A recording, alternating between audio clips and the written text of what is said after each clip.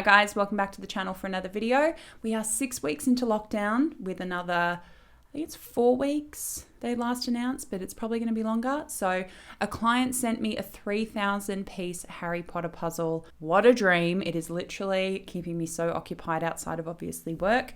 Speaking of work, there are still a few tickets left for the body neutrality workshop starting in 2 weeks. Go to the link in the description box to find out all about that. It is one of our most requested workshops, so you don't want to miss out on that because I only run it like once a year. Just go check out the website. I've been doing some things to it and I think it looks pretty, and just, yeah, it's been my literal sanity for the last few days. So I wanted to come and talk about something that I think is a really important aspect of how to achieve and move forward in recovery. And that is where to set your goals, how to set your goals. How do we actually set up a framework that helps people to make progress and get to the ultimate outcome they want to get to? So I think that this is very, very important to discuss, and it's something that I jump into with clients pretty early on, is making it clear, like, this is how this is going to look. This is how it's going to work. This is the mindset that we're going to be working within, because so many people are coming into recovery with their disordered mindset. And what's a big part of disordered thinking? Perfectionism, black and white thinking, really, extreme expectations of ourselves. That's how the eating disorder operates. It sets these extreme goals, and then even if you meet them, which very often we don't, what does it then do? It moves the goalposts and it changes all of its expectations, and nothing's ever good enough. So very often people will come into coaching with me with that mindset. So the framework that I work with clients, which we're going to break down today, is flexible, incremental, and achievable.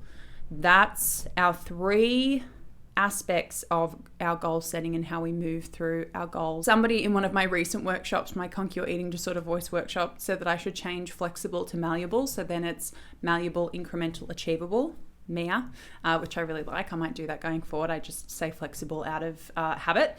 So we're going to break down that approach today. This is not necessarily the only way to set goals and move through your goals in recovery. You're going to have different professionals, different frameworks, so many of them evidence-based. This is a really evidence-based approach. It's a very, 8 Keys, Carolyn Costin sort of model of goal setting.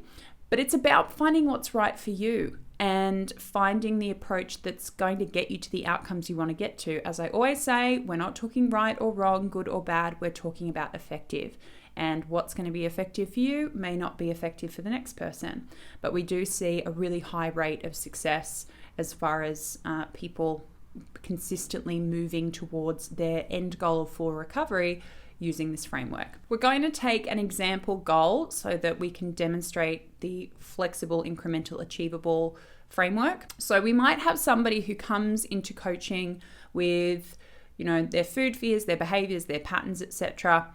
So let's take the pattern of delaying food. Big, big, big thing with eating disorders, right? Pushing off food, delaying food, waiting long periods to have breakfast, then waiting long periods to have snacks and meals. And very often, not always, but some of the consequences of that can be binging and purging, because we're restricting throughout the day, we're delaying throughout the day. We can find that there's some really, really severe impacts, obviously, on mindset and brain fog, and then our levels of anxiety when we do eat and do get access to food, and the fact that people then kind of numb out and turn to binging because they finally have access to food.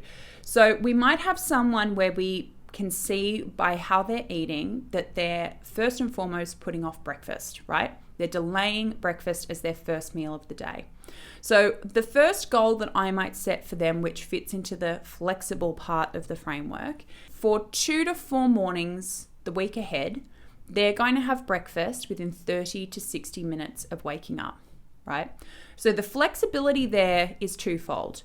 30 to 60 minutes gives them this window that if they do 30 minutes, great. If they do 31, great. 32, 33, etc., etc. If they push it all the way to that 60-minute end part of the goal, they still achieved that part of the goal. Fantastic. Then the second part of the flexibility is they're going to do it 2 to 4 mornings the week ahead, which means if they do 2, they did it. 3, they did it. 4, they did it.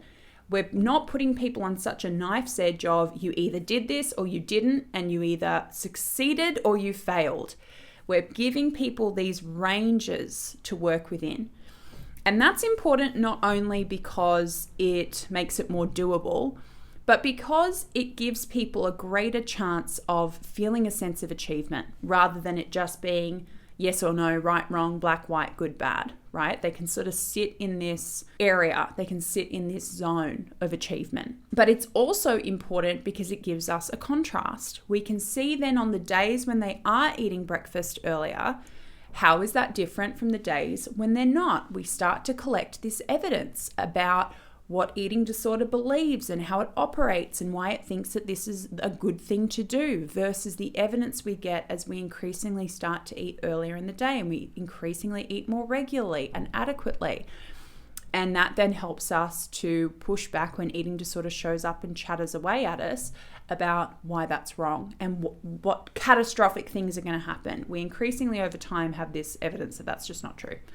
And that's where we lead into the incremental aspect of these goals. We'd set that goal, that flexible goal. We'd send them off to work through that during the week. And as a coach, I'm there via email support for them to let me know what's going on and send me particularly, updates and their thinking about how they're working through that goal. And we unpack it between sessions.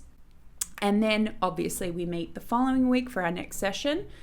And we look at 3 things. It's what I call the 3 W's. What went well with the goal, what didn't go well, and what can we learn from this?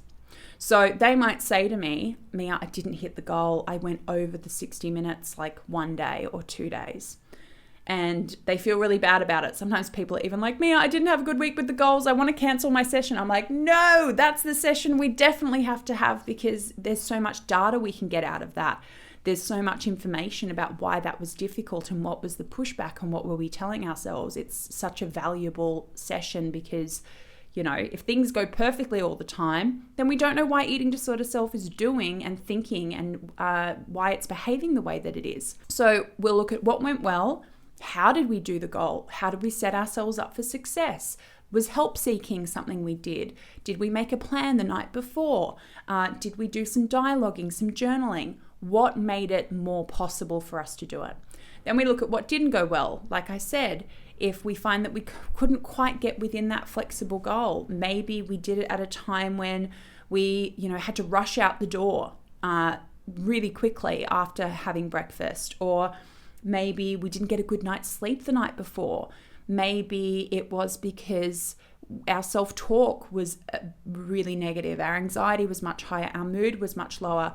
What are these variables and features that are making goals not only doable, but difficult? And then we look at not only how can we add to our goal. So we might say, all right, well, this week we're going to do the same goal. We're going to do, eating within 30 to 60 minutes of waking up, but we're going to do 3 to 6 mornings this week, right? Always bumping it up. That bit by bit. So once we've looked at what did go well and what didn't go well, we look at what can I learn from this. So that's where we take the sum of the two and we take the bullet points out of this is the stuff that helped me, this is the stuff that didn't help me, and when I set my next goal around this, what am I going to do differently next week to, make it more effective? So then we would set a new goal or just keep building on our goal of, say, eating again within 30 to 60 minutes of waking up, 3 to 6 mornings the week ahead. So initially we're doing these like incremental by not much. And then as we get further into the process, the leaps will get a little bit bigger in some areas. But first we just want to be building up this evidence. And obviously it's a new way of thinking about goals and it's a new skill. So we want to do it, not too drastically at first. We don't want to freak people out. So that's the importance of not only like setting the goal, but sitting down and really looking at what did eating disorder self think would happen versus what actually happened, and we accumulate that over time, and we just have so much overwhelming evidence to say eating disorder is a really terrible fortune teller. Don't trust it if it tries to give you some lottery numbers because it's going to be way off. And then we have achievable, the third part of this, goal setting approach, which is really just the summary of why we do this flexibly and incrementally. because it's achievable. We look at where people actually are and we set their goals accordingly. There is no point having a cookie cutter framework and saying this is how you're going to do it and this is how you're going to recover and this is the goal you're going to do. If that person just keeps coming back going, I can't do that, and I feel so badly about myself and so badly about this process and whether or not I can even do it, that I don't want to do it. I have people come to me and tell me that about treatment experiences all the time, that it was just this one approach and set of expectations, and because they couldn't meet it. But much of the time it's that we're not being met where we are, right? So the goal of this is to meet people where they are. What can they do? And then let's set some goals based on what they can do. Build up their confidence, build up their assurance that this is not going to be a disaster, that it's not all going to happen at once. And after a while, they just kind of start to take the lead. I've had so many instances where clients start to take the lead at a certain point of their recovery, where they know exactly where they need to go and what they need to do based on this model. So we have to give people the chance to feel and see their progress and get that sense of self-validation, and certainly something that we foster together, that affirmation that, you know, they can do this and that they're heading in the right direction and they can achieve, and that they should feel a sense of pride and accomplishment in that. Hopefully that's helpful to you. Hopefully that might contribute a little bit to maybe your own recovery framework, or how you're thinking about your goals and how you're thinking about your approach. And if it's relevant to your recovery, fantastic. Like I said earlier, none of this is like definitive, you must do this advice. If it speaks to you and you think it'll be helpful and relevant to you, then please, by all means, give it a try. And I'll leave, of course, Carolyn's books, the 8 Keys to Recovery books, which play such a huge part in my work as a coach, and really have, you know, they touch on some of this framework as far as goal setting. It's definitely something that we're trained to do and encouraged to do, because we see so much as far as good outcomes and good results for people. So sending you all a ton of love, particularly if you're in lockdown. They're not easy times. My best friend Josie just had her birthday. Her daughter Nina just had her birthday. Mum had her birthday. And we are certainly not all together the way that we'd like to be. Sending you all my thoughts at this time, for sure. I will be back next week with another video. Sending love to my Patreon. If you want to come and sign up, that link is below. We do weekly lives that are private, pen pal letters that I send to people every month. You can even do 15-minute Zoom calls with me if you'd like to. And you get to vote on videos and see these bad boys early. So come and join our amazing Patreon community if you want to. Much love, guys. See you next week.